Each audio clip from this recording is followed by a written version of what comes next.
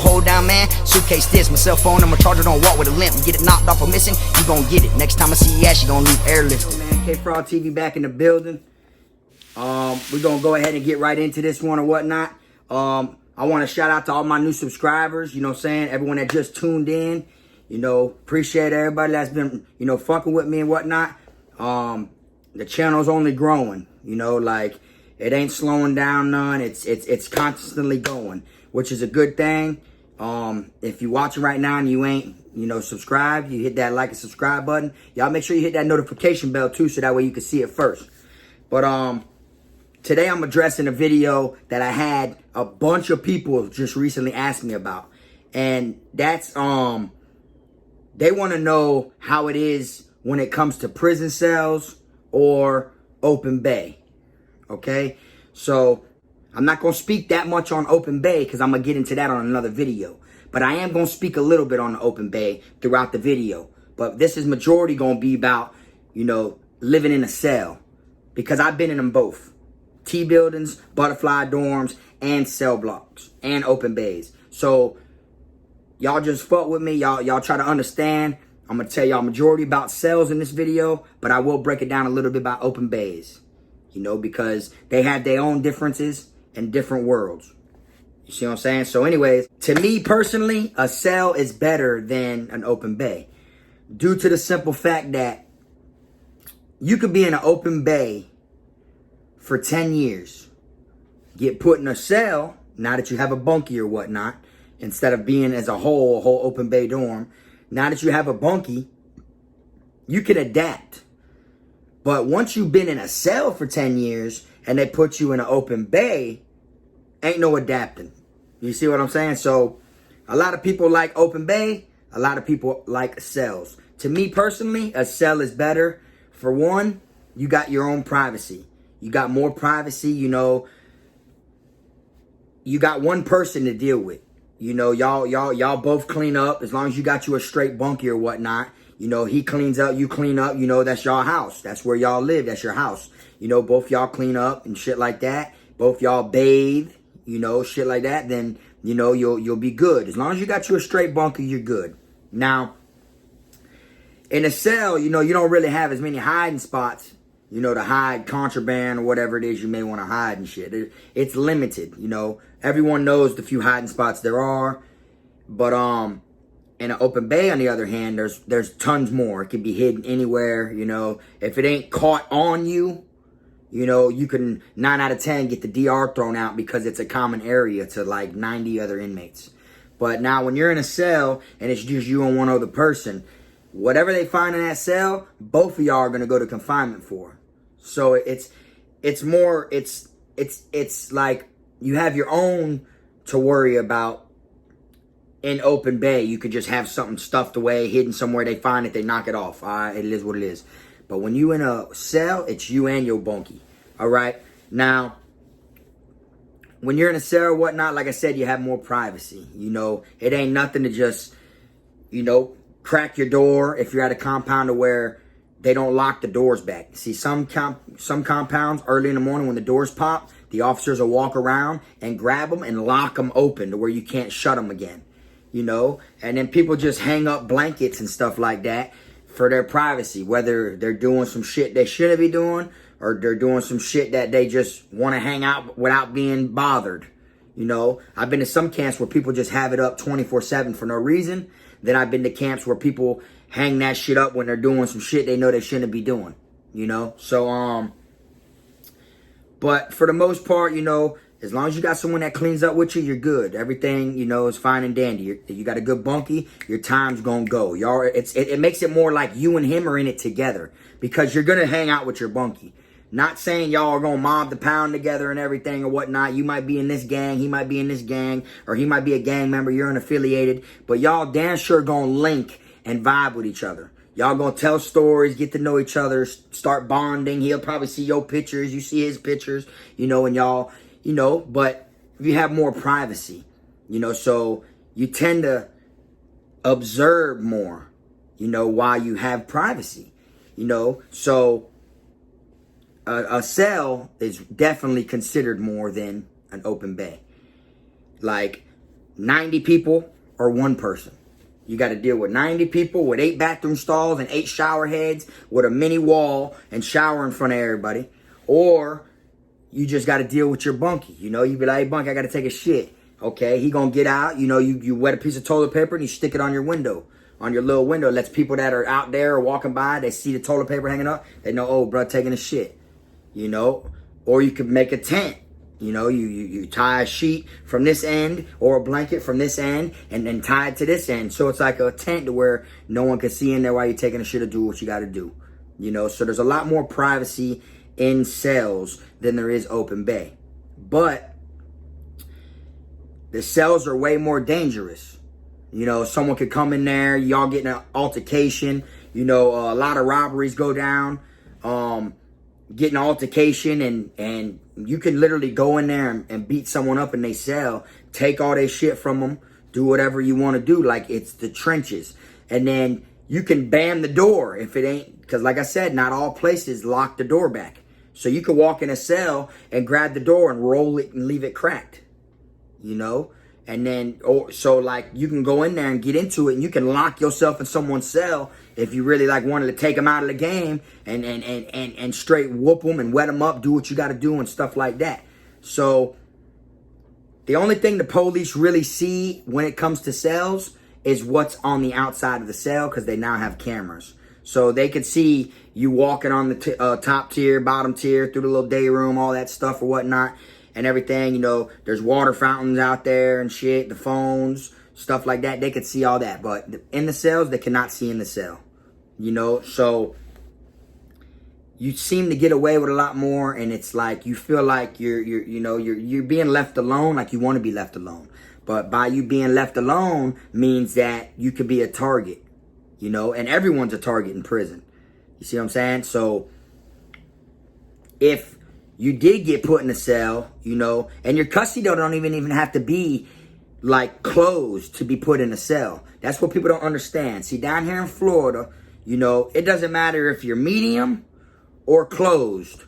You could go to a camp where it's all T buildings and butterfly wings and stuff. For those that don't know what a T building is, it's a building that's like shaped like it's got a dorm this way, a dorm this way, and a dorm that way. And there's an officer station outside the dorms right there that watches all 3 hallways that have cells in it, you know? But it don't matter what your custody is, y'all could get thrown in there together. See, that's what people don't understand, like in Florida. Now, somewhere else in the world, I mean, I don't know, like how they got different levels. If you're a level 2, then you'd be put in a level 2. Or if you're a level 3, then you're a level 3. You know, down here, they even have people at work camps that got, you know, life and got charges to where like they just ain't gonna go home, you know, but they've been out of trouble for so long that they made their they made it to where they're good enough to go to work camps. And even if they don't work outside the gate, they could still get brought to a work camp and work inside the kitchen or work inside grounds, cutting the grass and everything like that. So just because people get sent to different work camps, you know, or get sent to open bays or cells, it doesn't mean anything different in Florida. You know what I'm saying? Because just as much as you can get wet up inside of a cell, you can get wet up in an open bay dorm. And it happens left and right. So like, to me, I'll say it again, I like cells over open bay. But once you get in that open bay and you get adapted, like me, I didn't do 10 years in no cell. I didn't do, so I was able to adapt each time no matter where I got put. When I got put in this, when I first got put in open bay, I did like 7-8 months. And then I was, you know, did my thing. And then they put me in cells. Boom, now I feel like I'm in the county jail. So I'm adapted already to cells. So I'm just there. I got adapted and everything. I learned parts of the prison and things by being in the cell that I never was even taught or knew by being in open bay. It is 2 different worlds. But down here in Florida, you have 2 different worlds with the same people. So that just means you have inmates that are running through 2 different worlds. You have people that live in open bay that go to the T buildings and butterfly dorms and rob people and come back to the open bay. And then vice versa. You got the people that stay in the cells that when a compound open, they go to the open bay and rob them. You know, so it all depends. It's just, it looks like the trenches. Like, when I was at Calhoun, you know, I got put in H dorm, which was a butterfly dorm. It was more cleaner than Charlotte. When I got to Charlotte and got put in E dorm, B dorm, and stuff like that, then I seen how ratchet it really is. You got clothes hanging all over the rail, bunch of shit, got doors blocked so you can't see in there. You know, they got a big exhaust fan in the middle of the dorm. People throw their laundry that's wet up there. It like sucks it up in there, and then after that, when they shut the fans off, when it's count time, when they shut the exhaust fan off, everything falls on the ground and people go there and grab their shit real quick. You know, like that's the reality. People are washing their drawers and washing their own clothes in the toilet. You got to use your toilet to wash your own stuff. You know, don't, like, people put whatever it is they want to keep, they'll put it in like a bread bag, tie it, and let it float inside their toilet all day, because the toilet is a steel toilet, so it makes the water a little cold. So they'll have their shit in there, whether it's Sprites or Coca-Colas or whatever it is, they'll have that shit in a bread bag, and they'll have it sitting there inside of the fucking toilet, getting cold and staying like at a better temperature. You know, open bays, you know, it's different. You get there, and you know, they got laundry carts where you send your shit to laundry. Like, you could do that also, though, in the cells. But everyone's washing it with a mop bucket and their toilet. And what I mean by both is they'll either be sitting on the toilet and they filled the mop bucket up and they're in there scrubbing their shit in the mop bucket, the same bucket that the whole dorm uses to clean everything. Or they'll be having the mop bucket upside down and be sitting on the mop bucket, and they'll use their water in their toilet. People would like clean their toilet, flush it, and then you keep flushing it to drain to get the soap off of everything. Everything that's in there, you flush it, and it gets all the soap and everything out of your laundry. And then you let it hang and dry, you know, and stuff like that. Now, what I don't like about cells is the officers, they have no respect. Like, yeah, the open bay, they can see everything as they walk through. But I got into it with the warden one time at Charlotte, just due to the fact they came around for inspection. And when he walked in our room, you know, he stepped on my bunkie's bunk to look on the top bunk. Like right where his head's at. You know, any place you go, you never want to sit on the head part of somebody's bed. To them, that's very disrespectful, which it is. You know, you come meet up, even your homeboys. You go, what's up? You never sit where they lay their head at. You know, that's like a key thing that I should have put in the do's and the don'ts video I made.